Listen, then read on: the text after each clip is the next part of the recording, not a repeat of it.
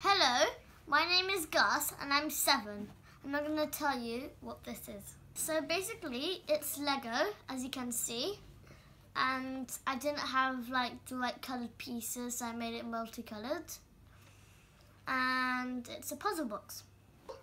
I'll show you how to open it. So see this thing here, you take it out like this, so you've got this long thing here.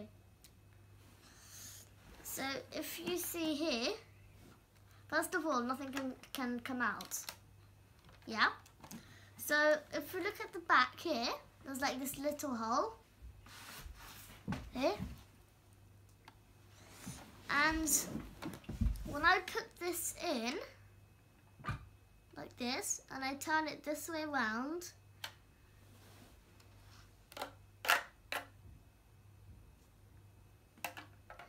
I'll show you the mechanism now. So, if you look inside,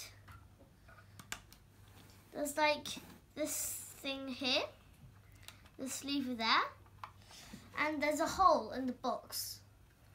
So, when I put it in, when I turn this, it goes on that side, and when I put it in,